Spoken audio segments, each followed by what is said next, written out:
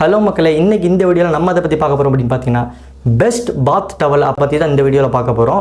Towel வந்து நம்ம daily use பண்ணிட்டு இருக்க ஒரு முக்கியமான ஒரு திங்ஸ்னே அப்படின்னு சொல்லலாம். நம்ம டெய்லியுமே நம்ம பாத் பண்ணுறோம், அதனால வந்து டவல் ரொம்பவே முக்கியமான ஒன்று.